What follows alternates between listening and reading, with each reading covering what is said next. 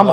வளர்ப்பே வந்து மிக அருமையான வளர்ப்பு. விஜய் அவங்க வளர்த்த விதமே பார்த்தீங்க அப்படின்னா, விஜய் எப்படியாவது நடிகர் ஆக்கணும், மேலே கொண்டு வரணுன்றதுக்காக மிக சிறப்பான திட்டம் போட்டார் சமன் சார். குடும்பத்தோடு உழைச்சிருக்காங்க.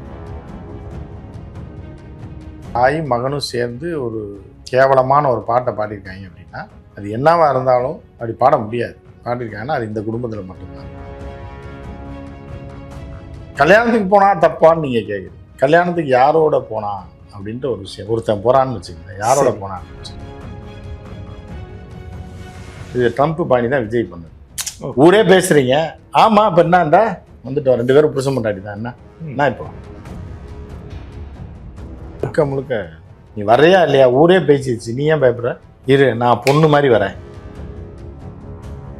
அந்த அப்படின்ற மாதிரி நம்ம போவோம். பொண்டாட்டி வயிறு இருந்து சாகட்டும், என்ன பண்றான்னு பார்த்துருவோம். இவன் என்னோட அடிமை தான், நான் சொன்னா வருவான், உனக்கு எவ்வளோ நெருக்கடி இருந்தாலும் நான் கூப்பிட்டா என் கூட வருவான், நாய் மாதிரி, நாய்க்குட்டி மாதிரி.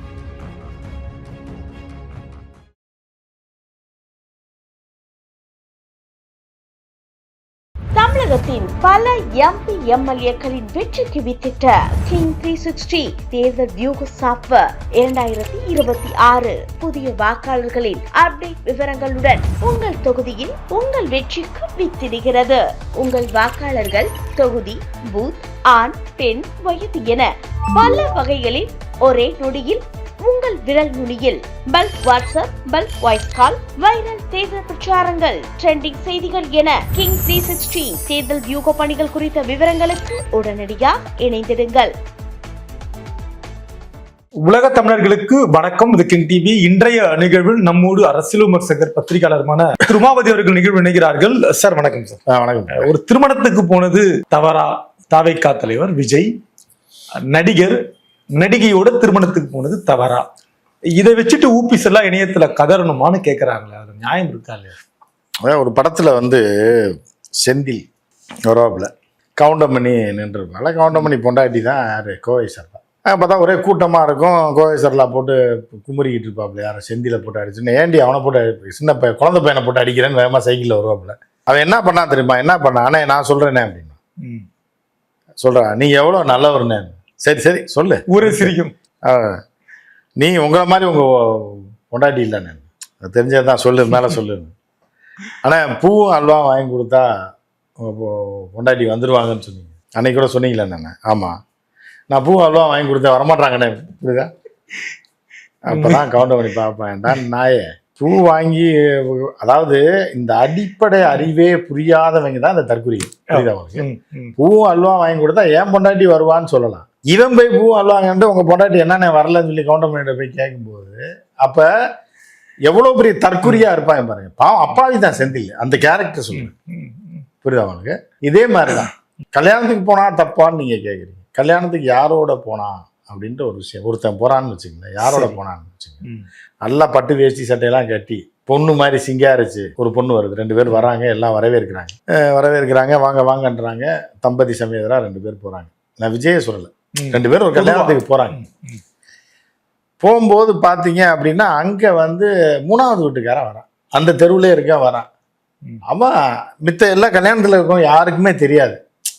சரி ஒரு பத்திரிக்கை கொடுத்துருக்கோம் ஒரு கல்யாணத்துக்குன்றதுக்காக சாதாரணமாக பேண்ட் சட்டை போட்டு கேஷுவலாக வந்து சும்மா ஒரு காம்ப்ளிமெண்ட்டை கொடுத்துட்டு போன ஒரு கடமைக்கு வராமல் பட்டு வேஷ்டி சட்டையெல்லாம் கட்டிட்டு, அந்த பொண்ணு வந்து அவங்க மனைவி வந்து அந்த பொண்ணு வந்து பட்டு சேலையெல்லாம் கட்டிட்டு பூ எல்லாம் வச்சுட்டு குடும்பமாக வந்து நல்லா இருக்கணுமா அப்படின்னு ஆசீர்வாதம் பண்ணிட்டு போறாங்கன்னா எவ்வளோ ஒரு நல்ல மனசு இருக்கணும்னு எல்லாரும் பார்ப்பாங்க. ஆனால் திடீர்னு அங்கே ஒருத்தன் மட்டும் சாக்க ஆறான், அந்த தெருவில் இருக்கு. டேய் இது வந்து இவன் பொண்டாட்டி கிடையாது, இது அடுத்த வீட்டில் இருக்க பிள்ளைல இது அப்படின்னு. அப்புறம் தான் அவனுக்கு மட்டும்தான் தெரியும் இது பக்கத்து வீட்டுக்காரனோட பொண்டாட்டியை கூப்பிட்டு வந்திருக்காங்க. ஆனால் அந்த கல்யாணத்தில் இருக்கவங்களுக்கு இவன் பொண்டாட்டி யாருன்னு தெரியாதனால புருஷன் பொண்டாட்டியா வந்து வாழ்த்துறாங்க அப்படின்னு சொல்லி சந்தோஷமா இருக்கும். இது 2க்கு வித்தியாசம் இருக்குல்ல? இருக்கு. இதுதான் நேற்று நடந்தது. பொண்டாட்டியை விட்டு டைவர்ஸும் பண்ணலை சட்டப்படி. நீ வந்து எல்லா ஊரே கழுவி ஊத்துறாங்க. ஏன்னா நீ யாரோட வேணாலும் வாழலாம், 10 பொண்டாட்டியோட கூட வாழலாம். ஆனால் உன்னை டைவர்ஸ் பண்ணிட்டு இன்னொன்று டைவர்ஸ் பண்ணிட்டு இன்னொன்று டைவர்ஸ் பண்ணிட்டு இன்னொன்று நீ போயிட்டே இருக்கலாம், புரியுதா? அதுக்கு சட்டத்தில் இடம் இருக்கு. ஆனால் இவ்வளோ சொன்னதுக்கு அப்புறமும் த்ரிஷா வந்து என்ன சொல்லியிருக்காங்கன்னா, ஏய் லூசா நீ ஊர் பூரா சொல்லிட்டு இருக்காங்க, வா நம்மளே உடச்சு விட்டுருவோம் அதை. ம், ம், புரியுதா உங்களுக்கு? இது ட்ரம்ப் பாணி. ம், ம். புரியுதா? ஓ, அதிபர் ட்ரம்ப் பாணி என்னன்னா, ட்ரம்ப் வந்து என்ன பண்ணா, ஒரு ப்ளூ ஃபிலிம் நடிகை, அவ வந்து அமெரிக்கால பயங்கர டாப். ம், அவ வந்து என்ன பண்றான்னா, அவ மேல தொடர்பு இருக்குன்னு சொல்லி தொடர்பு இருக்கு ட்ரம்ப்புக்கு. ஸ்டாமி டேனியல்ஸ்னு ஒரு செம்ம ஃபிகர் ஒரு காலத்துல. ஒரு அவளுக்கு 45 வயசு 50 வயசு ஆகுது. இப்பயும் இதுல நடிச்சிட்டு இருக்கா. பான் ஆக்ட்ரஸ் தான், பெரிய ஸ்டார். தொடர்ந்து அந்த சேவையில தான் இருக்கு. ஆமா, சர்வீஸ். நிர்வாண படத்துல 10 வருஷத்துக்கு மேல நடிச்சு டாப்ல இருக்க ஒரே ஆளு ஸ்டாமி டேனியல்ஸ். ஓ, ம், அந்த ஈர்ப்புல தான் ட்ரம்ப் வந்து அவன் மேல இதா இருக்காங்க. அப்படி இருக்கும்போது இதை சிக்க வச்சுட்டோம்னா ட்ரம்ப் அசிங்கப்பட்டுருவாங்க. ம், இந்த வடிவில் வருதுல்ல, சொன்ன இப்ப என்ன செய்வீங்க, இப்ப என்ன செய்வேன் அப்படின்னு. ம். ஏற்கனவே அதுக்கு குழந்தை வருவாங்க. அதை தாண்டா நான் எதிர்பார்க்குறேன்ற மாதிரி சொன்னோடனே உடஞ்சி போயிடும் அந்த கான்செப்ட். ம், ம். ஸோ அந்த மாதிரி என்ன ஸ்டாமி டேனியல்ஸை சிக்க வைக்கணும்னு சொல்லி சொன்னோடனே ட்ரம்ப் சொல்றாரு, தெரியாதா அது, புதுசா சொல்றேன், 10 வருஷத்துக்கு முன்னாடி இருந்து எனக்கு ஃப்ரெண்டியாவ எல்லாம் ஆஃப் ஆயிடும். ம், ஐயோ எனக்கு தெரியாத, ஐயோ ஒரு நிர்வாண பட நடிகை போய் நம்மளோட ஒத்து பேசிட்டான்னு அவமானப்பட்டு, ம். அவமானம் இருக்கவன் தாங்க அதை பத்தி கவலைப்படணும். மானம், வெக்கம், ரோசம், சூடு சொரணை, அவமானம், குடும்ப கௌரவம் இதெல்லாம் இருக்கவன் தான் பதவிடுவான். ஐயோ என்னடா, உறவு வச்சிருந்தா கூட செக்ஸ் நடிகை, அவ முழு நிர்வாண நடிகை, அவள் வந்து பயங்கர ஸ்ட்ரக்சரான ஆள், அவளுக்கு பெரிய கிரேஸ் உண்டு அமெரிக்காவில். ஏன்னா அவளை போய் நம்மளோட கரெக்ட். ஏன்னா அவளுடைய முக்கியமான வீடியோ அவ வந்து வைரல் ஆனதே ஒரு 3-in-1 வீடியோ தான் பயங்கர வைரல். அப்படிப்பட்ட ஒரு லேடியை பத்தி ஒரு நாட்டோட அதிபரோட பேசுறான்னா அந்த அதிபர் துடிச்சு போயிட மாட்டான்.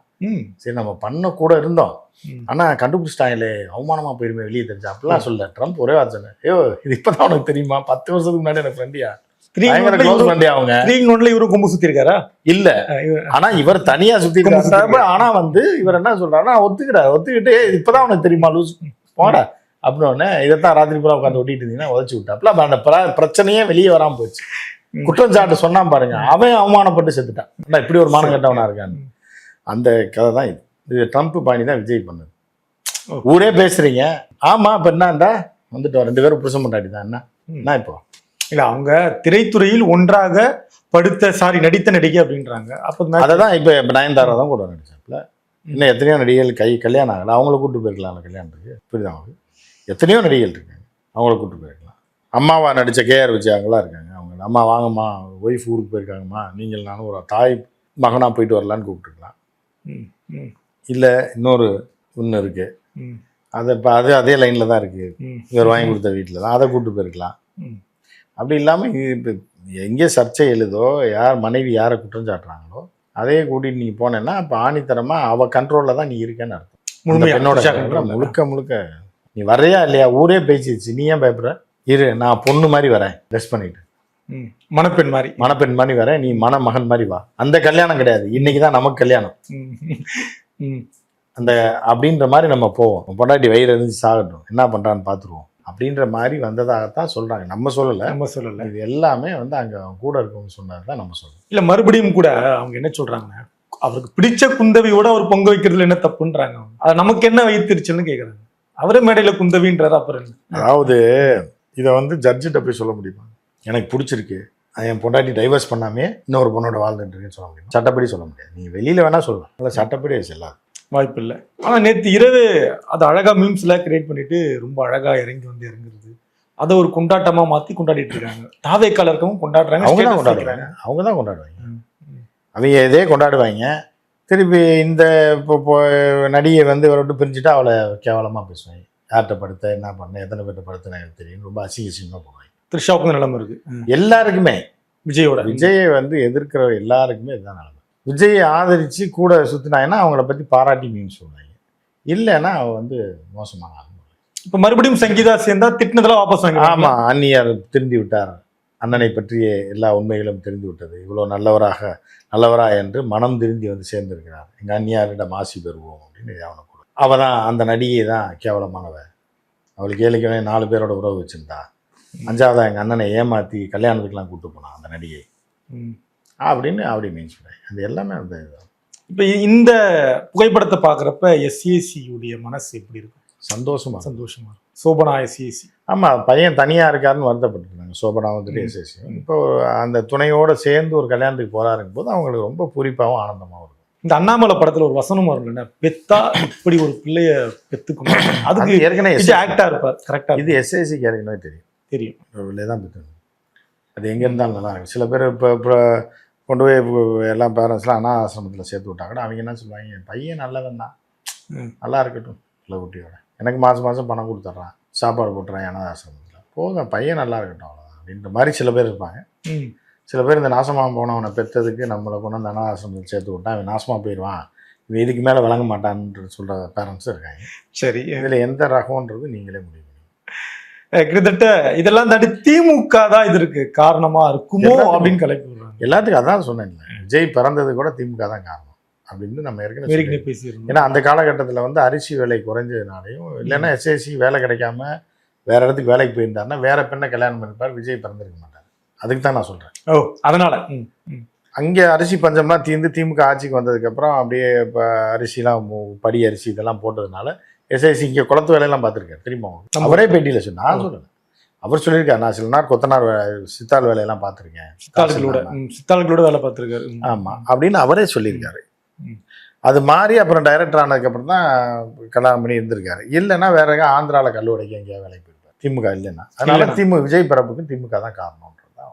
அவர் இங்கே இருந்ததுனால சோபாவை கல்யாணம் பண்ணி அதன் மூலம் பிறந்த குழந்தை தான் விஜய். ஸோ அவர் சுபிட்சமாக இங்கே வாழ்கிறாரு அப்படின்னால அது திமுக தான் அப்படின்றது அது அவர் சொல்கிறது கரெக்டு. அதை மட்டும் அவர் ஓப்பனாக சொல்லலை. அதான் நிறைய வீடு கட்டியிருக்காரு அவர் அப்போ குத்தனாராக இருக்கிறப்ப. இல்லை கொஞ்ச நாள் வேலை பார்த்துருக்காரு. கொஞ்ச நாள் சித்தாலா வேலை முழுகிருப்பார் இல்லையா அப்பப்போ நடந்துருக்கும். இந்த பூசி முழுகிறது பூராமே அவர் அங்கே கற்றுக்கிட்டது தான். கற்றுக்கிட்டது கலவை போடுறது, பூச்சி முழுகிறது, கல் எடுத்து வைக்கிறது, ஒரு கல்லை இன்னொரு கல்லையும் சேர்த்து வர்றது, அது எல்லாமே அவர் பண்ணி நில வைக்கிறது, வானம் தோன்றுறது எல்லாமே அவருக்கு தெரியும். தரிசு நிலத்தை புஞ்சையா மாத்துறது எல்லாமே அவர் தெரிஞ்சுதான் அவரோட பையன் வந்து அடுத்த கட்டமாக அரசு. அந்த ரெவல்யூஷன்ல பையனும் சின்ன வீடு பெரிய வீடு அப்படி கட்டி அதே போயிட்டு இருப்பாங்க. இல்லை அவர் தான் பழக்கி விட்டது. ஆரம்ப படத்துல எல்லாம் பார்த்தீங்க அப்படின்னா அது செக்ஸ் படம் மாதிரி தான் இருக்கும், கெமிஸ்ட்ரிக்காக.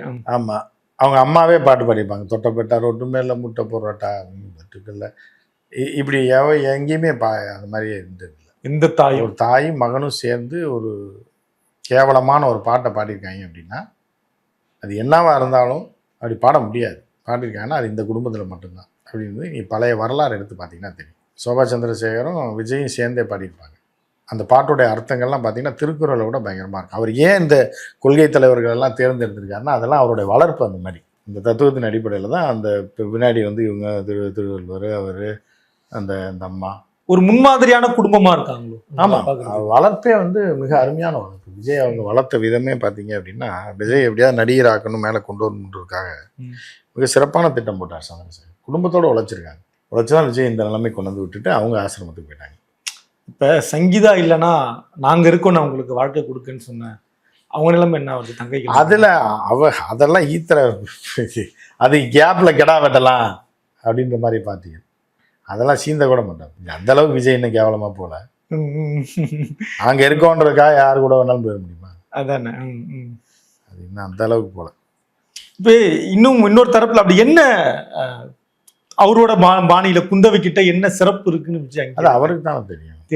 அதையே நீங்க ஆசைப்படுறீங்க அந்த மாதிரி இருக்கு. ஆனா துணிச்சலா வராங்களே, இவ்வளவு பேசியும் அது துணிச்சல் தைரியம் கிடையாதுங்க. ஆட்டையை போடுறது அதுதான். ஒரு நெருக்கடியை ஏற்படுத்தி இவ்வளோ நெருக்கடியிலையும் இவன் என்னைய கூட்டு போகிறான்ல, அப்போ எனக்கு உனக்குள்ள நெருக்கம் எவ்வளோ தூரம் இருக்குது அப்படின்னு ஒரு பெண் காட்டுறது தான், நிலை நிறுத்துறது தான். இவன் என்னோட அடிமை தான், நான் சொன்னால் வருவான், இவனுக்கு எவ்வளோ நெருக்கடி இருந்தாலும் நான் கூப்பிட்டா என் கூட வருவான், நாய்க்குட்டி மாதிரி அப்படின்றத காட்டுறது தான் ஒரு பெண் வந்து செய்வாங்க. அந்த மாதிரி அதைத்தான் செய்ததா சொல்கிறாங்க. இன்னொரு மீம்ஸ்ல என்ன சங்கீதாவுடைய படம் போட்டு த்ரிஷா படம் போட்டு அப்படி என்கிட்ட இல்லாதது என்ன அவங்க கிட்ட இருக்கு. அந்த இந்தியன் படத்துல செந்தில் பேசுவார்ல அது போட்டிருக்காங்க. அது எப்படின்னு அதை பாக்குறீங்க? ஆமா, அது விஜய் தான், அவருக்கு தாங்க தெரியும், அவருக்கு தான் தெரியும் என்ன வித்தியாசம். நம்ம சொல்ல முடியாது, நமக்கு அதுக்கு சம்மந்தமே கிடையாது. நிறைவான கேள்வி, இதையெல்லாம் பார்க்கிற பொழுது அரசியல் களத்துல என்னவா இருக்கு, பாதிப்பு ஏற்படுமா? பெண்கள் எல்லாம் யோசிப்பாங்க. அரசியல் களத்துல அறிவு சார்ந்த பெண்கள் எல்லாமே கொதிச்சு போயிருக்காங்க. இந்த தற்கொலைகள் எல்லாம் வந்து ஏன் கைது பண்ணாமல் இருக்கீங்க? அந்த ஒருத்திலாம் பேசுகிறா, இந்த மாதிரி குப்பை பொறுக்கிறவன் என்னென்னமோ பேசுகிறான். அவன் 3 பொண்டாட்டி வச்சுருக்கான், வச்சுருக்கான், எங்கள் ஆள் வச்சுருக்கான்னு ஒருத்தி பேசுகிறான். அவன் மேலே வழக்கே போடல. அந்த சில்லறை நாயெல்லாம் தூக்கி உள்ளே போட்டுக்கணும் நேரம். இன்னொரு சொல்கிறேன், என் குழந்தைய விட விஜய் தான் பிடிக்கும். அவளெல்லாம் எப்படி வீட்டில் வச்சு குடும்பம் நடத்துகிறாங்கன்னு தெரியல. அப்போ விஜய் என்னை பார்க்கணுன்னா இந்த குழந்தை ஏதாவது ஒன்று பண்ணுன்னா பண்ணிடுவா. ஆமாம், அவள் தான் சொல்கிறாள் குழந்தைய விட விஜய் தான் பிடிக்குன்றப்ப எது வேணாலும் பண்ணுவாள்ல. ஒருத்தி 9 பேர் சோத்துல வைக்கிறான்றாள் அவள் ஒருத்தி சொல்கிறா. இப்போ இவளுகளெல்லாம் வந்து நீங்கள் வந்து நேரடியாக இது பண்ணுறது இந்த அரசாங்கம் இந்த நடவடிக்கை எடுக்கல அப்படின்றதான் அர்த்தம். இந்த ஜாம்பிஸ் படத்துல ஒரு ஜாம்பிஸ் கடிச்ச உடனே அந்த ஊரெல்லாம் மாறுற மாதிரி அதே மாதிரி தான். அப்படிதான் விஜய் ஒரு ஜாம்பி தான். தொடர்ந்து பேசலாம். நன்றி.